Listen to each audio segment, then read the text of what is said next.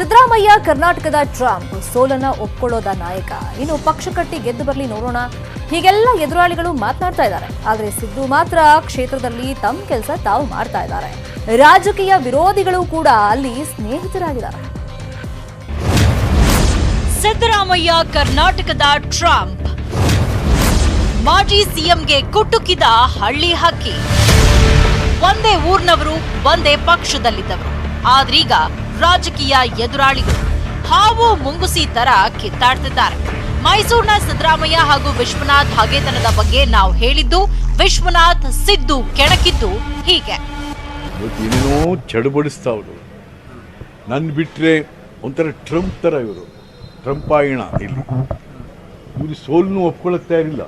Trump ತರ ಸೋತ್ರಪ್ಪ, ಸೋಲ್ ಅಯ್ಯೋ ಅದ್ಯಾವುದು ಶನಿ ಗ್ರಹಗಳೆಲ್ಲ ಸೋಲಿಸ್ಬಿಟ್ಟು ಸೋಲನ್ನು ಒಪ್ಕೊಳ್ಳೋಕ್ಕೆ ತಯಾರಿಲ್ಲ. ಒಂಥರ ಟ್ರಂಪ್ ಇವರು, ಕರ್ನಾಟಕದ ಟ್ರಂಪ್ ಸಿದ್ದರಾಮಯ್ಯ. ಈ ಮಿಠಾಯಿ ನೋಡಿದಾಗೆಲ್ಲ ಮಗು ನನಗೂ ಬೇಕು ಅನ್ನಿಸ್ತದೆ ನನಗೆ. ಆ ಯಡಿಯೂರಪ್ಪನವರು ನೋಡಿದ ತಕ್ಷಣ ಅಯ್ಯೋ ನಾನು ಹೊಸಿ ಕೂತ್ಕೋಬೇಕಲ್ಲ ಅಲ್ಲಿ. ಅಷ್ಟೇ, ತಮ್ಮ ಅಭದ್ರತೆ ಅದನ್ನು ಮುಚ್ಕೊಳ್ಳೋದಕ್ಕಾಗಿ ಹಿಂದ ಕಾಂಗ್ರೆಸ್ಸಿನಲ್ಲಿ DK ಶಿವಕುಮಾರ್ ಅವರ ನಾಯಕತ್ವವು ಕೂಡ ಪ್ರಬಲ ಆಗ್ತಾ ಇದೆ.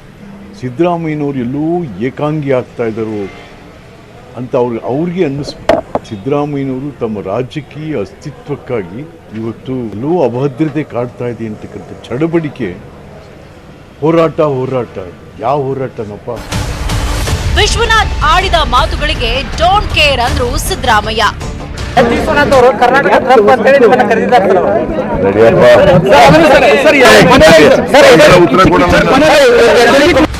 ವಿಶ್ವನಾಥ್ ಮಾತಿಗೆ ಮಾತಾಡದ ಸಿದ್ದು ಕುಮಾರಸ್ವಾಮಿಗೆ ಟಾಂಗ್ ಕೊಡೋದನ್ನ ಮಾತ್ರ ಮರೀಲಿಲ್ಲ.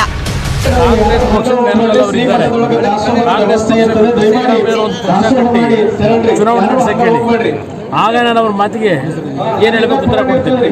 ಅವರು ಯಾವುದು ಸ್ವತಂತ್ರವಾಗಿ ಎಂದು ಹೋರಾಟ ಮಾಡಿದಾರಲ್ಲ, ಯಾರೋ ದುಡಿಮೆ ಮಾಡಿರ್ತಾರೆ, ಆ ದುಡಿಮೆ ಫಲ ಅನುಭವಿಸಿ ಇಲ್ಲಿವರೆಗೆ ರಾಜಕಾರಣ ಮಾಡ್ಕೊಂಡು ಬಂದಿರೋರು.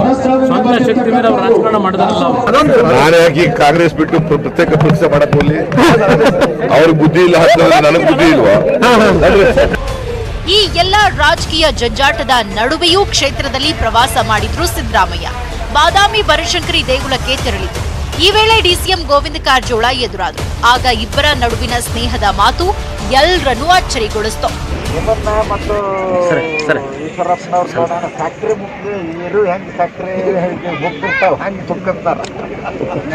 ಯಾಕೆಂದ್ರೆ ಈಶ್ವರಪ್ಪ ಯಾವಾಗ ನನಗೆ ಟೀಕೆ ಮಾಡ್ತಲೇ ಇರ್ತಾನಲ್ಲ.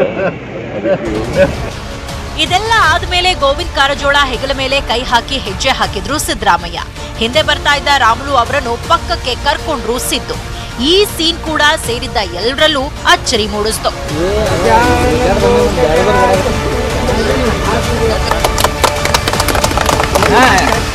You report, news 18 Kannada.